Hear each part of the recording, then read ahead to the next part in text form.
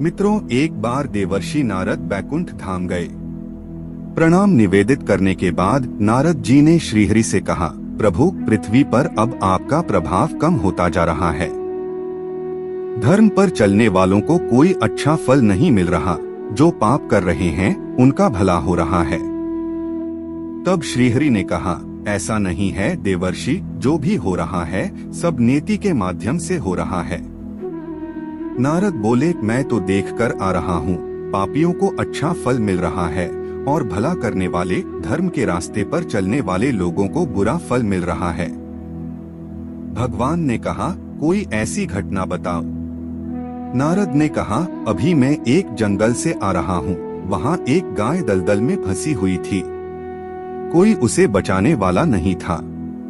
तभी एक चोर उधर से गुजरा। गाय को फंसा हुआ देखकर भी वह नहीं रुका, वह उस पर पैर रखकर दलदल लांघकर निकल गया। आगे जाकर चोर को सोने की मोहरों से भरी एक थैली मिली। थोड़ी देर बाद वहां से एक वृद्ध साधु गुजरा। उसने उस गाय को बचाने की पूरी कोशिश की। पूरे शरीर का जोर लगाकर उसने उस गाय को बचा लिया, लेकिन मैंने देखा कि गाय को दलदल से निकालने के बाद वह साधु आगे बढ़ा तो कुछ ही दूर चलने पर उसके पैर में कील चुभ गई। प्रभु बताइए, यह कौन सा न्याय है? नारद जी की बात सुन लेने के बाद प्रभु बोले, तुमने जितना देखा उसी आधार पर नतीजा निकाल लिया। सच्चाई यह है कि जो चोर गाय पर पैर रखकर भाग गया था, उसे तो उस दिन खजाना मिलना था, लेकिन अपने बुरे कार्यों के चलते वह केवल कुछ मोहरे पा सका। जिस साधु ने गाय को बचाया, उसे उस दिन सूली पर चढ़ाया जाना था, लेकिन अपने अच्छे कर्मों की बदौलत वह सूली पर चढ़ने से बच गया। उसे सिर्फ कील चुभने का ही कष्ट सहना पड़ा। अब दूसरी कहानी। एक गांव में एक किसान रहता था। उसके परिवार में उसकी पत्नी और एक लड़का था। कुछ सालों के बाद पत्नी मृत्यु हो गई। उस समय लड़के की उम्र 10 साल थी। किसान ने दूसरी शादी कर ली। उस दूसरी पत्नी से भी किसान को एक पुत्र प्राप्त हुआ। किसान की दूसरी पत्नी की भी कुछ समय बाद मृत्यु हो गई। किसान का बड़ा बेटा जो पहली पत्नी से प्राप्त हुआ था, जब शादी के योग्य हुआ तब किसान ने बड़े बेटे की शादी कर दी। फिर किसान की भी कुछ समय बाद मृत्यु हो गई। किसान का छोटा बेटा जो दूसरी पत्नी से प्राप्त हुआ था और पहली पत्नी से प्राप्त बड़ा बेटा दोनों साथ साथ रहते थे। कुछ टाइम बाद किसान के छोटे लड़के की तबीयत खराब रहने लगी। बड़े भाई ने कुछ आसपास के वैद्यों से इलाज करवाया पर कोई राहत ना मिली। छोटे भाई की दिन पर दिन तबीयत बिगड़ी जा रही थी और बहुत खर्च भी हो रहा था।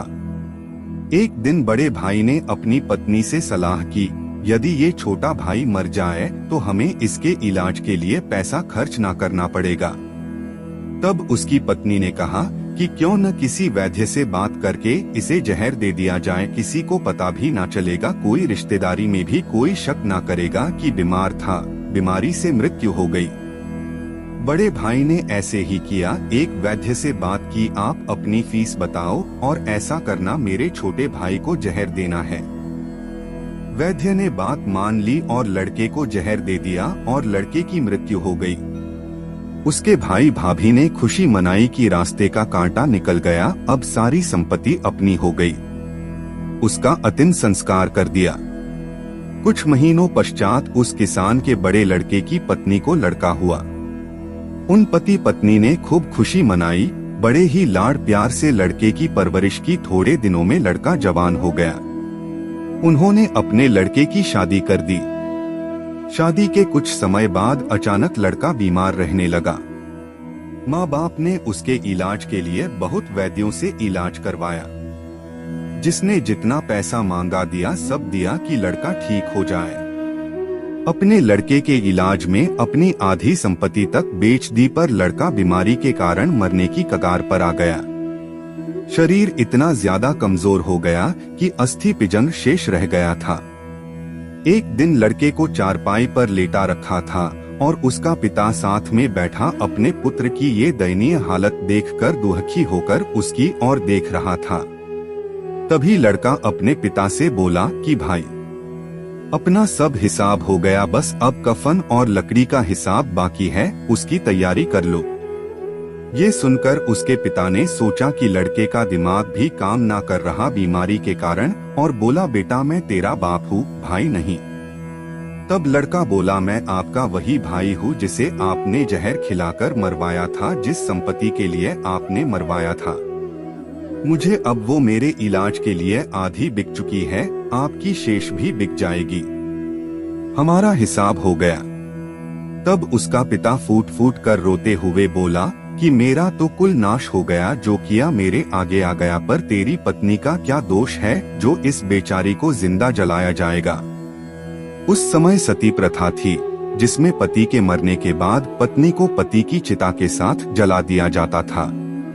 तब वो लड़का बोला कि वो वैद्य कहा जिसने मुझे जहर खिलाया था। पिता ने कहा कि आपकी मृत्यु के 3 साल बाद वो मर गया था। तब लड़के ने कहा कि ये वही दुष्ट वैद्य आज मेरी पत्नी रूप में है, मेरे मरने पर इसे जिंदा जलाया। इस प्रकार कहानी से हमें यह सीख मिलती है कि हमें बुरे कर्म नहीं करने चाहिए, हमें अच्छे कर्म करने चाहिए। पाप कर्म को छोड़कर पुण्य कर्म करने चाहिए, समाज में भलाई का कार्य करना चाहिए। आज की प्रस्तुति में बस इतना ही। वीडियो अच्छी लगी हो तो वीडियो को लाइक करें, शेयर करें, चैनल को सब्सक्राइब जरूर करें।